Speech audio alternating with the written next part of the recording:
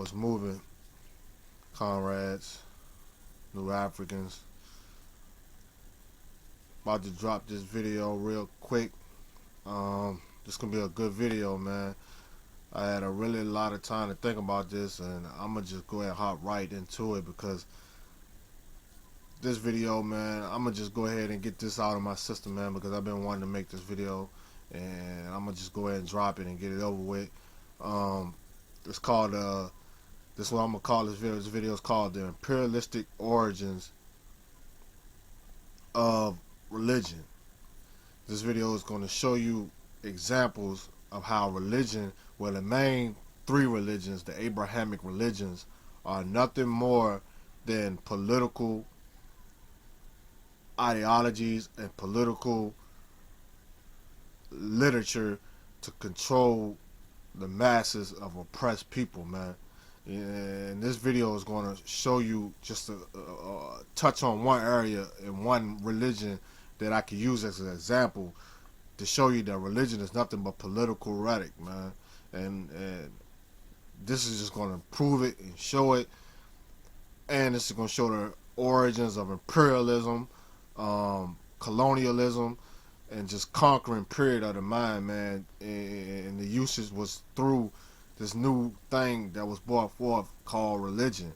Because before religion, there was spirituality. Africans, we practice spirituality, man. So this video is just going to touch on one of the main three Abrahamic religions that most of our people in worship and observe. But it's not going to be a bashing video, because I mean, I'm not here to tell you what to believe in or what to worship. I'm just going to show you the political origin of these religions, man, and one religion specific, which is Christianity, with its three alignments of Christianity, Judaism, and Catholicism is one. It's basically just one religion, man, and it's nothing but political order, man, and political control, and 2,000 years of conquering, 2,000 years of wars, and 2,000 years of imperialism, man. And this video is going to prove it, man. It's going to be in 3 stages where I'm running down real fast, because I'm going to try to make this video short and brief. It's going to start off with 3 stages, because it's dealing with 3 main families of Europeans that started these religions as strategic tactics of warfare and psychological mind control, man, and controlism. And these 3 families, make sure you write this down so you can research it, are the Ptolemies, the Julio Claudian dynasty, and the Flavian dynasty families, man. This is what this video is going to be basically about. Those 3 families in these 3 stages of imperialism and the origins of how European supremacy came about, man. So I'm gonna just go ahead and get into this right now. This information, I got it from like 2 main sources. I'm gonna touch on that later, but just know that the Greek and the Romans are the origins of imperialism, and I'm gonna show you where their white supremacists and European supremacists conquering first came about, and the usage through this literature and this thing called religion first came forth, man. So I'm gonna just go ahead and get into it, man. Like right now, I'm gonna go, because I'm gonna start like at around the late BC period after Alexander the Great, because I'm not even gonna talk about him, because even though he has a small part in it, you know what I mean, but I'm not even gonna talk about him, because he's not where the true sense of where religion began as far as Christianity. So I'm not even gonna really touch on him. I'm gonna just go ahead and start with the Ptolemy period. Basically, this is what happened. After Alexander the Great, the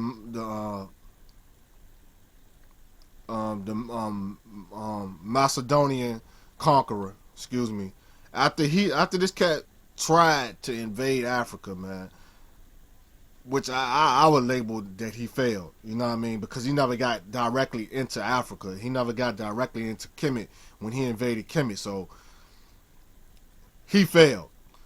But it was some of his army members that was on his army in his army ranks called the Ptolemy. Ptolemy won.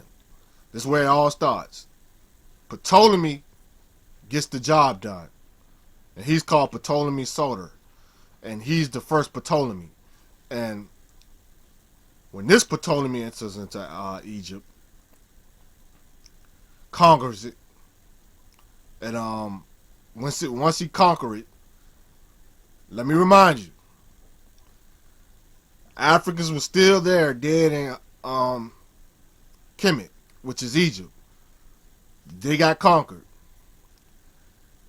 So when Ptolemy and them conquered Egypt, these Greeks and these Greeks from over there in that part of the region and Macedonia brought their people into Egypt and brought their armies into Egypt. Let me remind you, when he did this, and he took control of Egypt and Kemet, let me remind you, he brought his peoples in with him and started incorporating his people into the society of Egypt because they conquered Egypt. Let me remind you, this is the first time in history that you had Europeans and Africans of ethnic groups of Africans living in one society controlled by one empire. This is the first time in history, man, that you had Africans, native Africans, I'm talking about indigenous Africans at Kemet, and Europeans living in one society, man. And this society is the origin of a integrated society. Even though you can say it was still segregation there, because I'm pretty sure at that time the Africans there wasn't really, like congregating with these Europeans because they've been conquered. So they ain't like these people. But let me remind you, he had political control. The Ptolemy had control of Egypt, and he had control, and he had Africans and these Europeans under one society.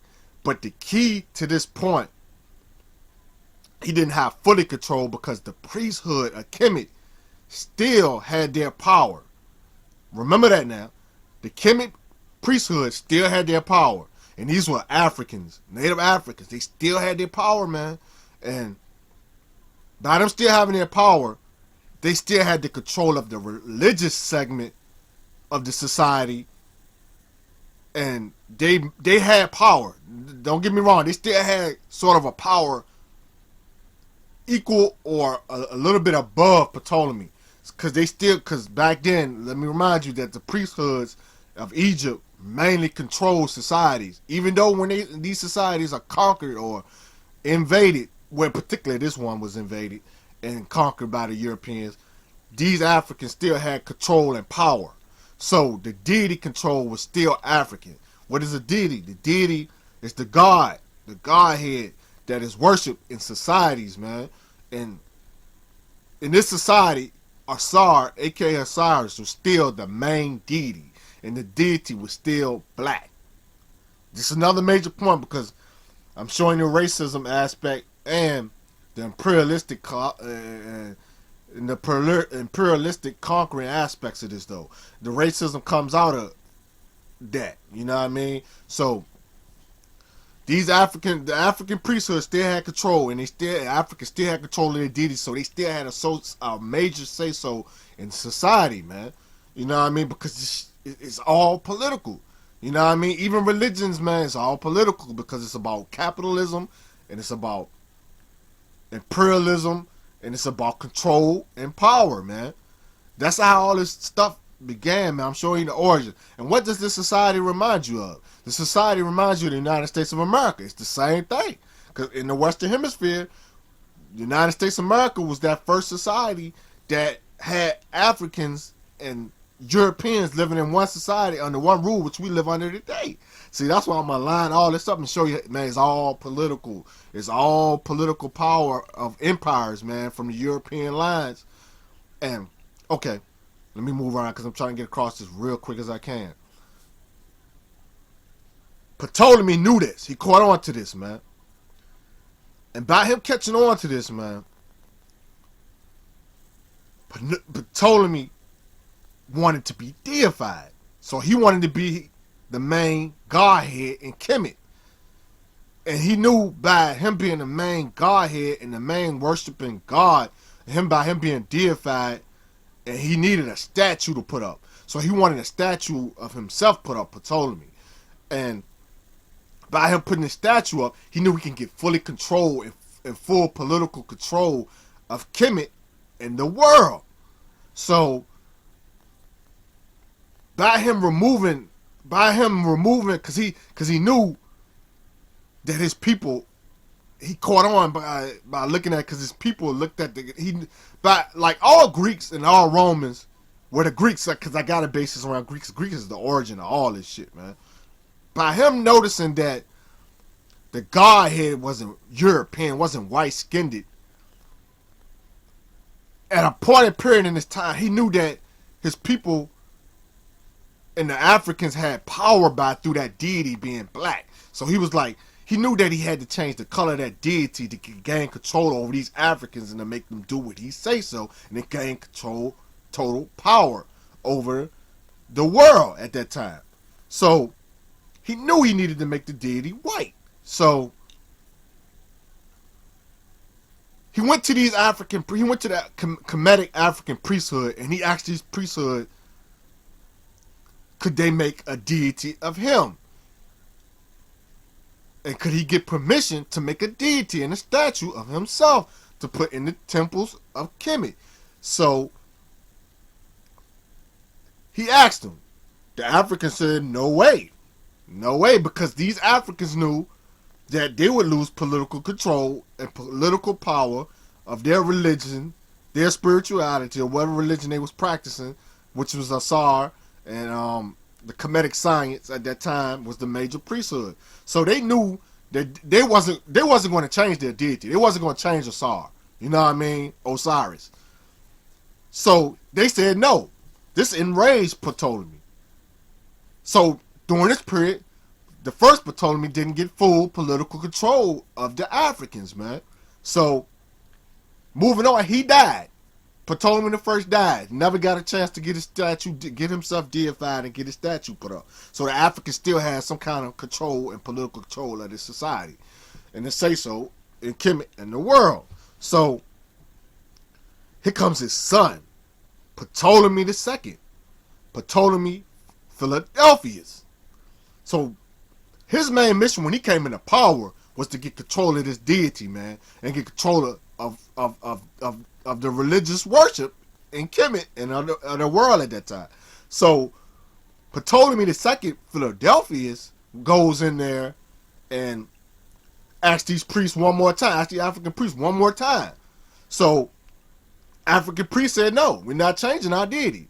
And then let me remind you, at the time, this deity that was in the temple was a brown, black-skinned, wooded statue of Osiris.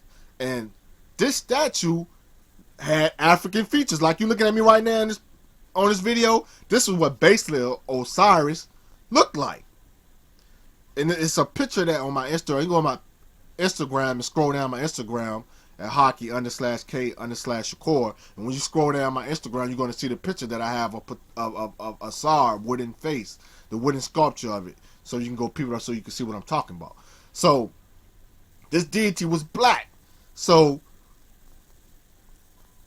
they said no. This enraged Ptolemy Philadelphus. So Ptolemy knew that I'm going to have to take these cats out so I can get control of this totally. So I can get total control of these Africans. So he gathers up an army, and here goes the trick. Every time, it's always a sellout Negro in the picture, man. Every time it's a sellout ass Negro that sells out African people. So Ptolemy finds one of these priests and offers him things. You gonna watch this continue with the same thing down history as I get down to the third family, man.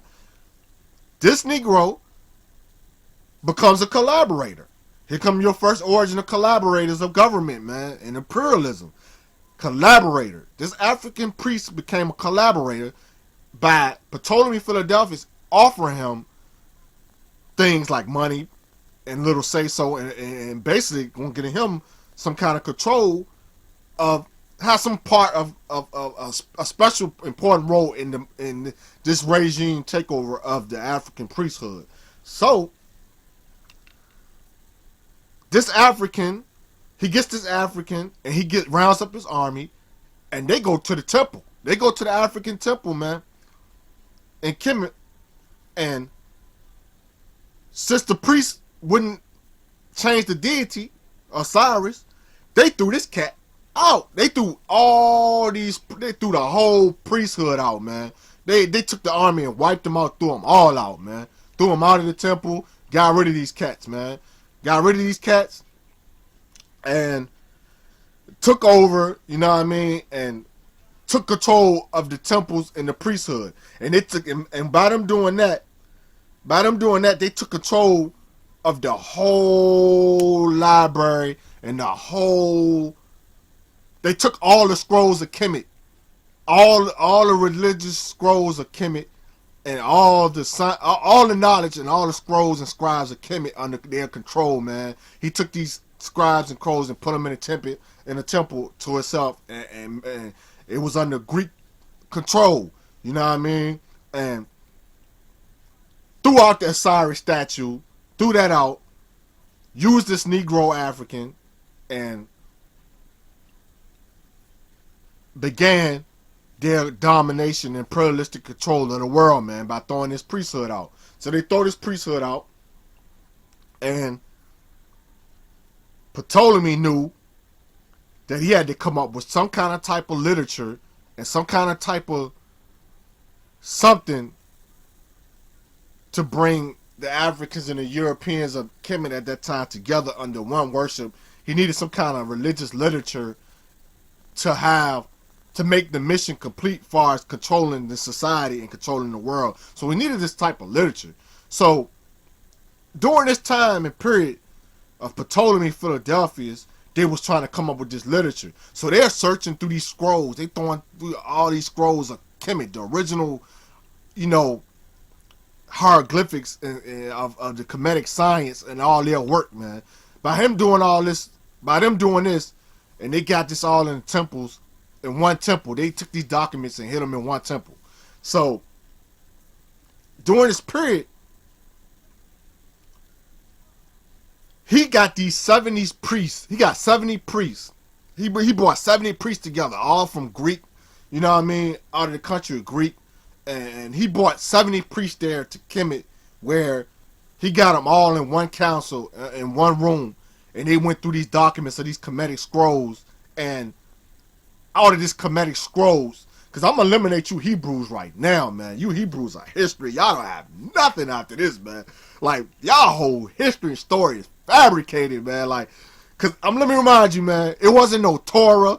It wasn't none of that crap around this time, man. It wasn't no people named Hebrew. None of that stuff around this time, man. It might have been some people from that region that existed, but their name wasn't Hebrews, man. And they're not a factor, man. Like, let me explain this. They came and brought these 70 priests in, and these 70 priests got together and translated from these African scrolls, these Kemetic scrolls, and literatures and sciences of Kemet from their previous religion and spiritual system of Kemet.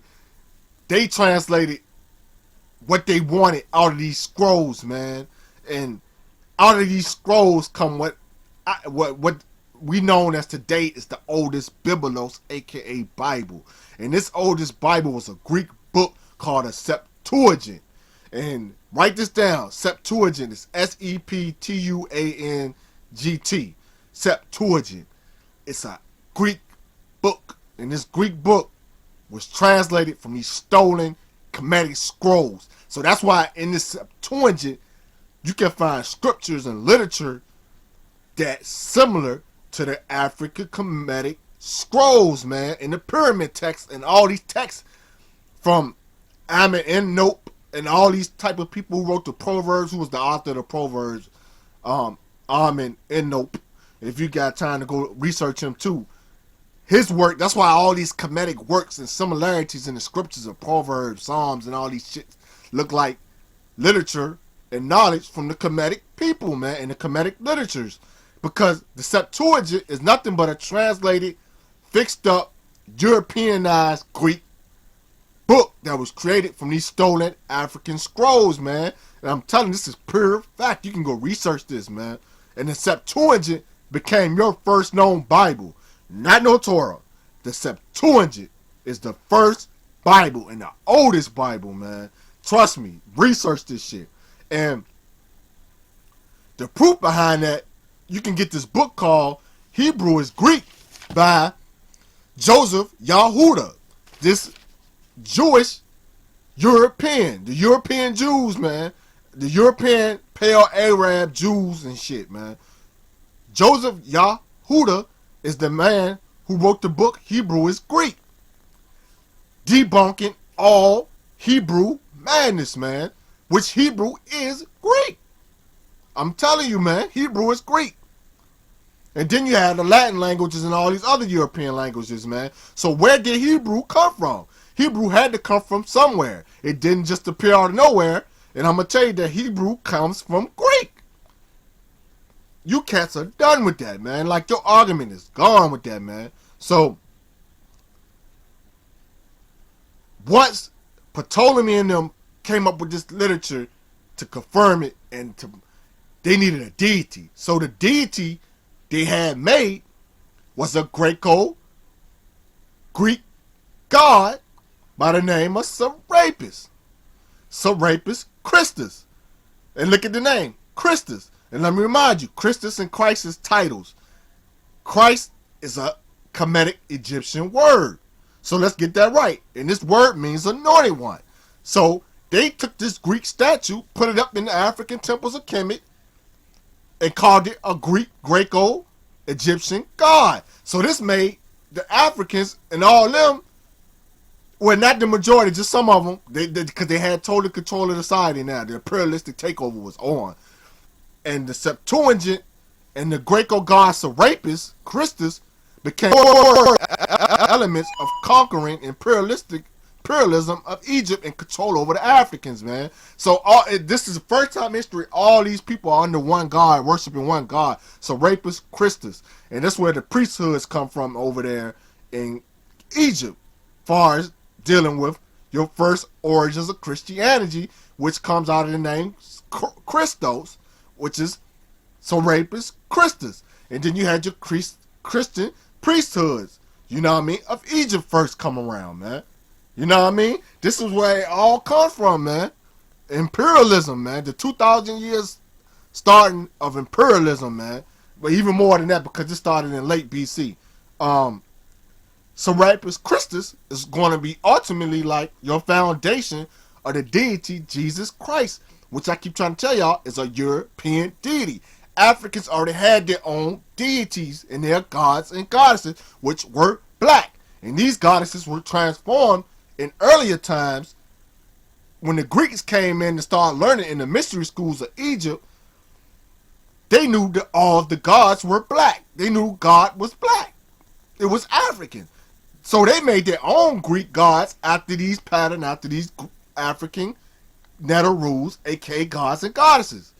But they still knew they was worshiping black. And the black gods, Africans. So, let me move right on, man. Because I'm trying to get through this video as fast as possible, man. Time passed.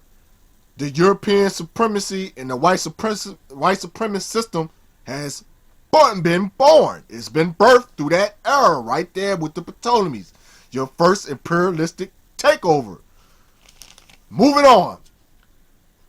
Second family in this whole thing was the Julio-Claudian dynasty of Rome. Here come your Romans, man. Here come the imperialistic Romans, man. And this dynasty comes in, and this dynasty is the first Caesar dynasty, because you're going to have to, that's very important. It's the first Caesar dynasty. And this dynasty that came along had Julius Caesar, Augustus Caesar, Tiberius Caesar, Julia Caesar, and this was like in your early, this empire was around during the 49 BC to 69 CE era. So that's from 49 BC to 69 AD, which we live in AD now. This was the empire. When this empire came along, this is when the real imperialistic and the covert mission to implement Christianity to control societies. So here come your Arab, and let me say this. Around this time, this is when your Arabic, pale, I don't even really want to call them Jews, but that's what they were, Jews in the Middle East, what we know today as Arabia, comes forth, and these Arabic Jews, pale-faced Jews, Europeans, what we in Judea, Galilee, are what we known as today, what really is Palestine. And these are Arabs. These are not Africans, man. These are Arab, European Arabs, man. Let's get that straight, man. And here comes these wars, man. Like, during this time, and I forgot one more, is Nero Caesar. He's part of that dynasty too, that Caesar Empire of Rome. Nero. All the other cats then came about. Here's Nero Caesar. He starts the war, because at this time, Palestine and that area of Judea was under Roman control. It was a Roman state, Roman part of control providence, excuse me. Palestine was a Roman province at this time, controlled province. These Arabic Jews, in this period, were getting tired of Roman control. So they started these rebellions, they started the uprise. You know what I mean? And during this period, to suppress these rebellions, this cat Nero,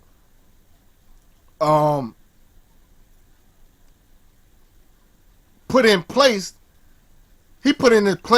these Arabic pale-faced Jews called the Herods, the Herod family. This is where your Herod family come from. That's all in this Biblos literature, Bible literature. And Herod and them was tax collectors for Rome, but they couldn't control these rebellious cats in Palestine. These Messianic Jews, man, were starting to uprise against the society and the government in Palestine and the Roman control. So the Herods couldn't control, so Nero had to go there and try to destroy this rebellion, suppress the rebellion. And by him doing that,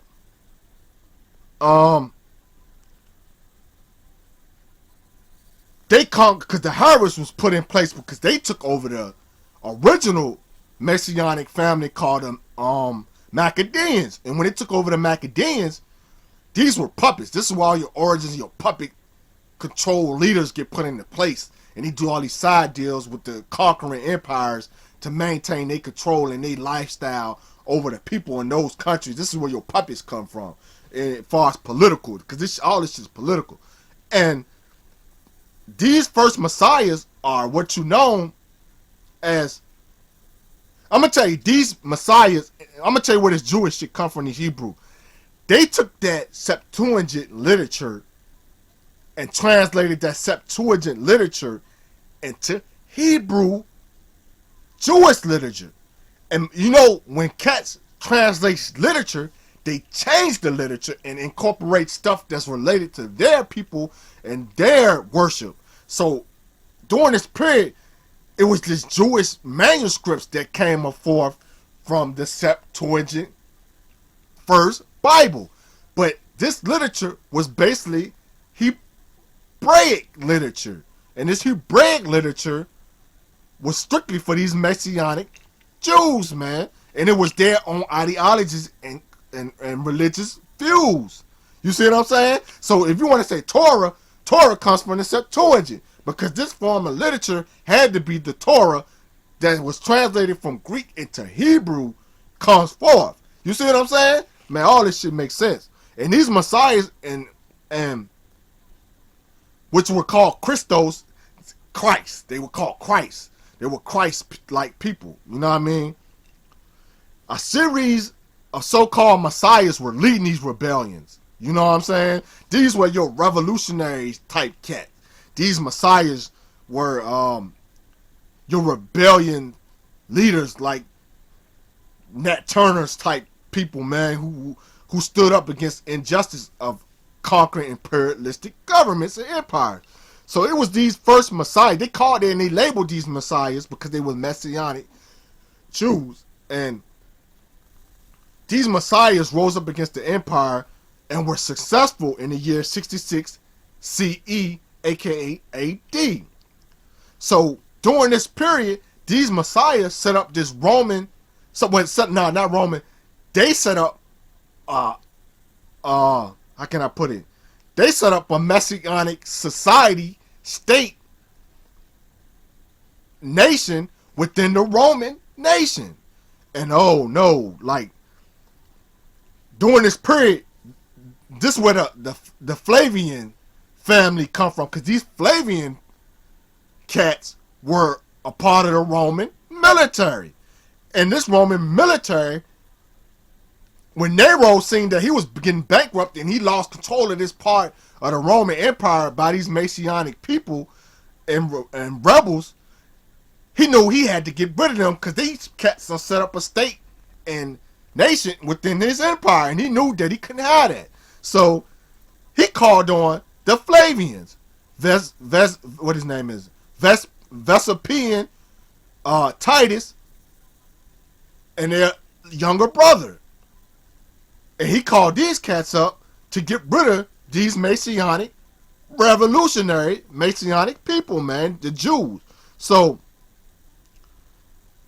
the Flavians at this point start their military campaign in Palestine and Judea and Galilee to destroy these cats and to suppress this rebellion. So they go and they destroying everything there, man. You know what I mean?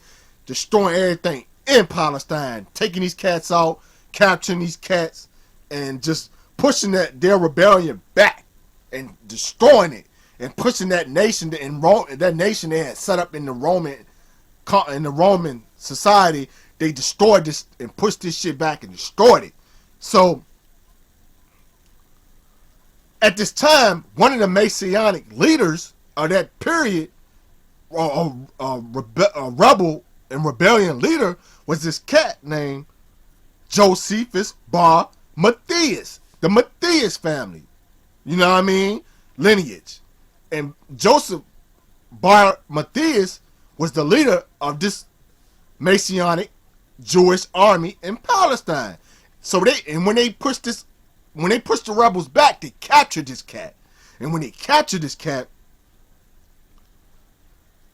this is where the distortion and the imperialistic control comes in this time period of the Flavians.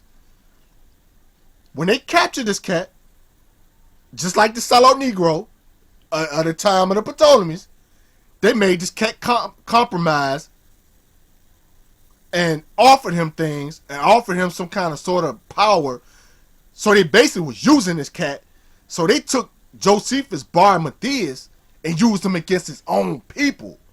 This is where this shit comes from, how they use collaborator. Here comes a collaborator, another collaborator of European supremacy. Turn it on his own people. So they take Josephus Bar Matthias and got him used this literature, so-called literature, against his own people and made the rebels surrender. You know what I mean? This shit is all warfare and political, my nigga. Trust me. And by making this cat surrender, the Flavians finally conquered them. Finally removed these cats out of power. And the Flavians finally get supreme power and control of the Roman Empire in 69 CE AD. And these become your second generation Caesars of Rome. The Flavian family, the Flavian brother, you know what I'm saying? The Flavians. You know what I mean?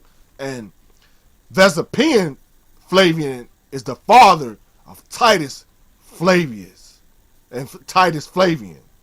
So, okay, the Flavians seized power, imperial power of Rome, and thus they destroyed the temple, the main temple in Palestine at that time was this major temple, the raised temple in Palestine, and this raised temple was the main temple at that time. So they destroyed this Jewish temple in 70 CE AD. Destroyed this temple, took over the Jewish temple, took over the Jewish literature at this time, which is, I think, is the Torah, the so-called Torah. I don't even want to call it that, but I'm just giving y'all a precise, you know, what this literature was. It was a messianic Jewish type of literature that came from the Greek Septuagint.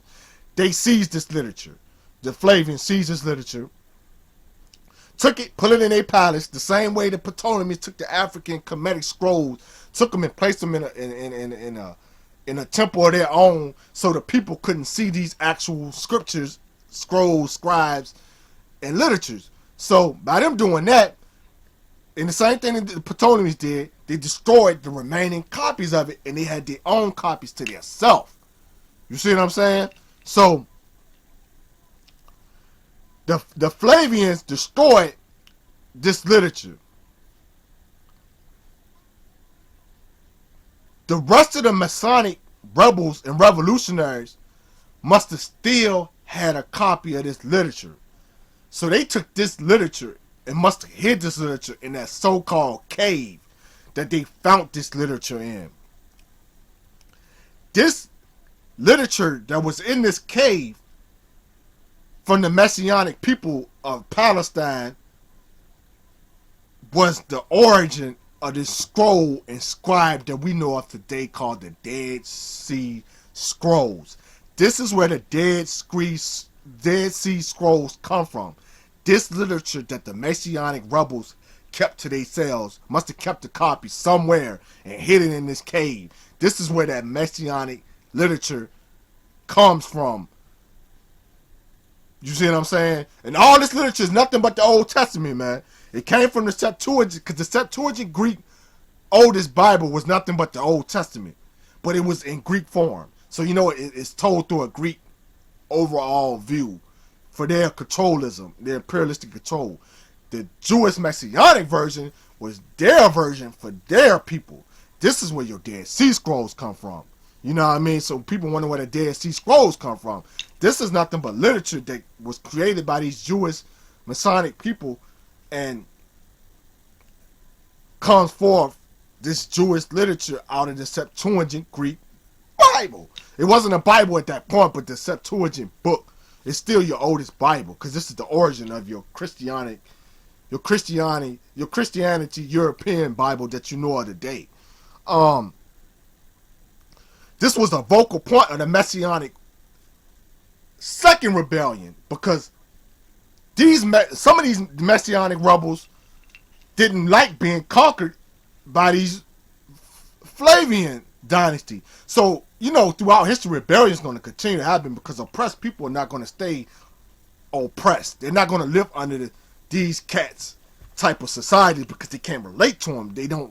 It's oppressive. You know what I mean? So, but these scrolls and scribes that the Flavians had, the Messianic Arabic Jews wanted those scribes back.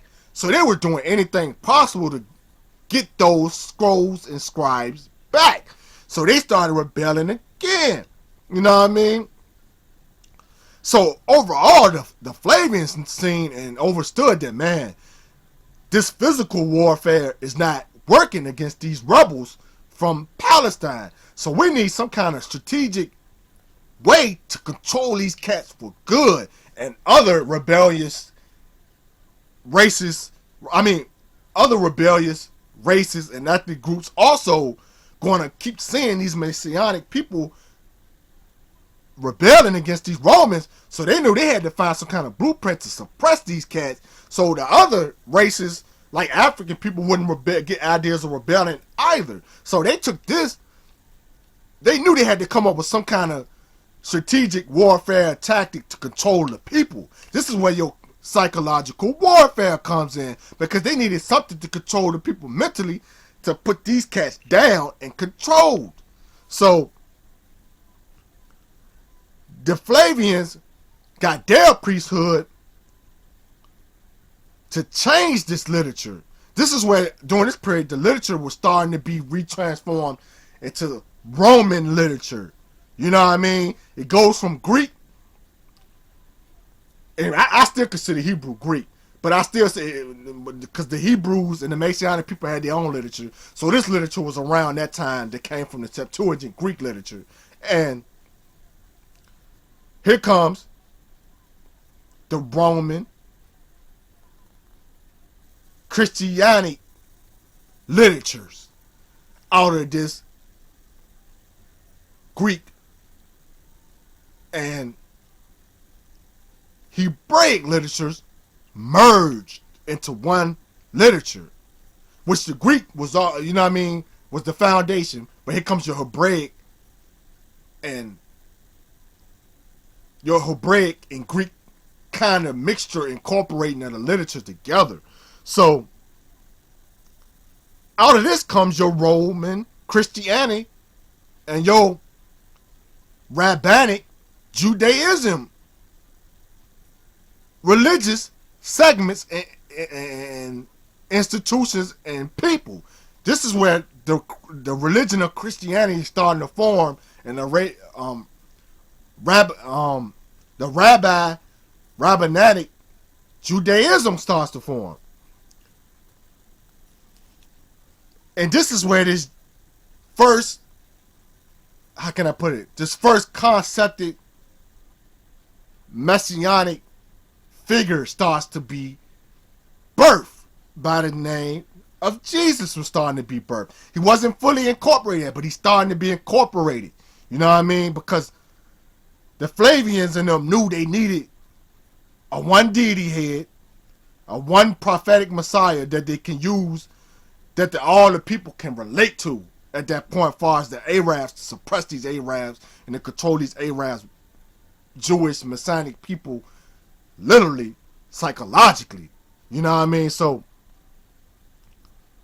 with the help of Jewish collaborators, this cat Josephus Bar Matthias comes forth, and he starts to be the historian and the writers of the Roman Empire, and he was the one that they brought forth to take these literatures and merge these literatures and to create a platform and a literature that he can give to these Hebraic Messianic people, and to control them, and to give all these people something to all worship under for controlism and political imperialistic control. So Josephus Bar Matthias starts to write these histories of Josephus books, which is detailing the military campaigns of the Romans against the Hebraic Messianic rebels. So this is where he starts to change the literatures and to create out of this literature one literature, which is your New Testament and the Bible. So this is where the concept of the New Testament comes from. Josephus Bar Matthias. And by him doing that, comes forth your first type of Bible with the name Bible. But this Bible, when they started printing this literature, you know what I mean, or whatsoever, this is what happened. Joseph Joseph Matthias Bard changes his name to Josephus.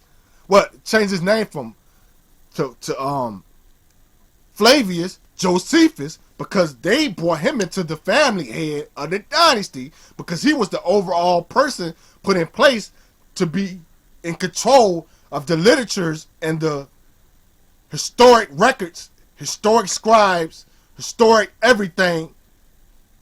He's like your first historian of religious origin to oversee this part of the dynasties of the Roman Empire. So when he comes in and does that and changes his name to Flavius Josephus, he starts to write these he starts to write these histories and so forth, detailing the warfare between the Romans and the Arabic Masonic people.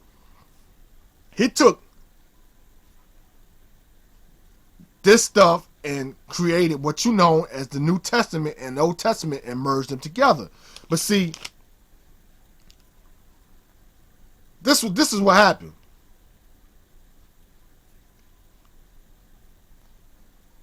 He took the Flavians' warfare military campaigns on the Hebraic people in Palestine. He took that concept of that warfare and turned it into a prophecy.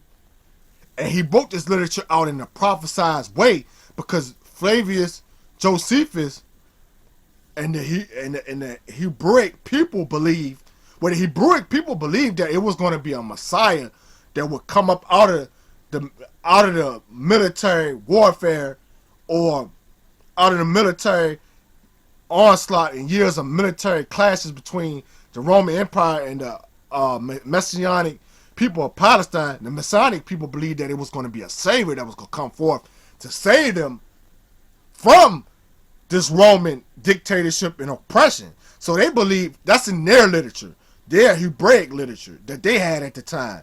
And Flavius Josephus seen that he had to take control of that. So he predicted that it would be, he wrote this in concept of this literature, that it would be a Christ-like Messianic figure that would come up out of the military campaign between Rome and the Palestine people. And this Messiah that he said that was going to come up out of that were these Flavian family members, man, Vesupian.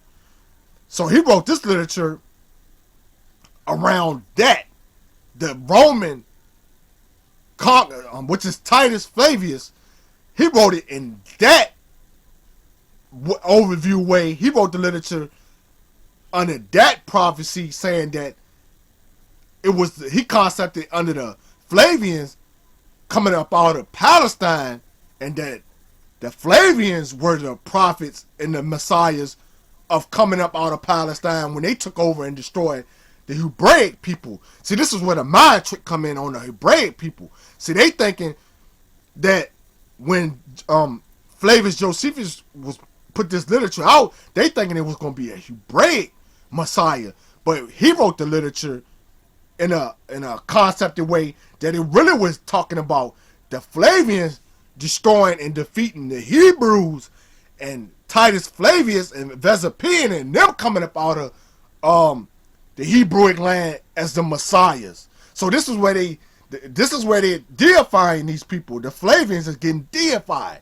You know what I mean? They knew that they had to do like the Ptolemies did, which is deify themselves and put themselves in a Christ-like Messianic way to control the people and be the gods that these Hebrew people would bow down to and start to worship. See, it all makes sense, doesn't it? It makes sense. So this is all for divine controlism. So what those scriptures are really talking about are the Flavian dynasty and the Flavian people.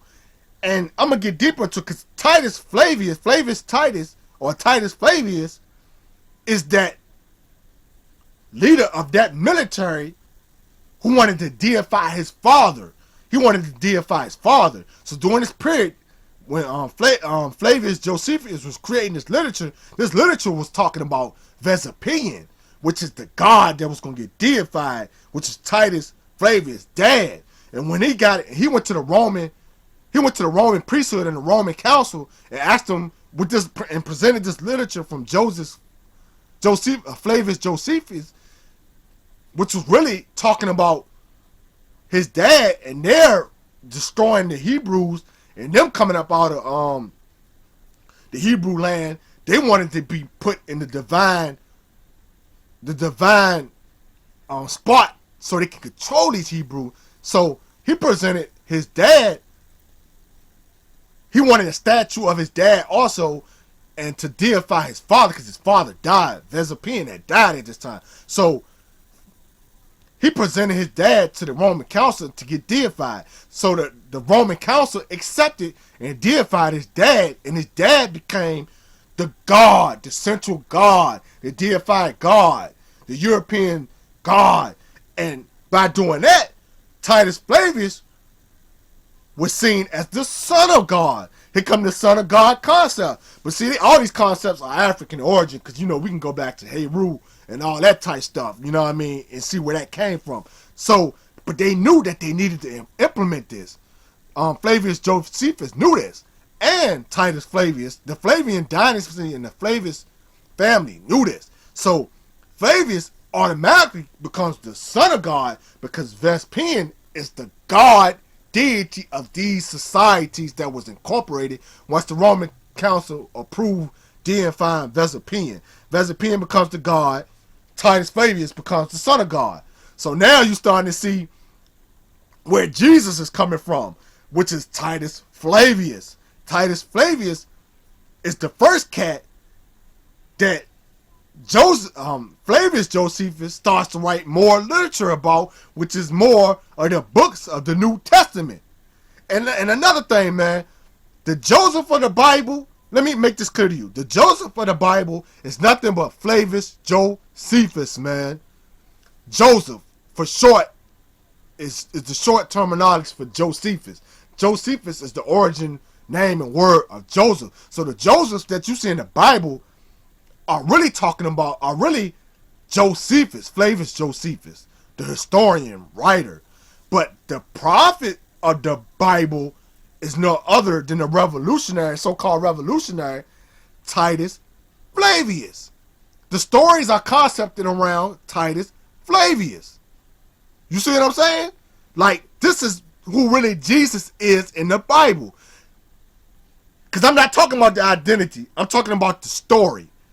You see what I'm saying? The story, the prophetic story is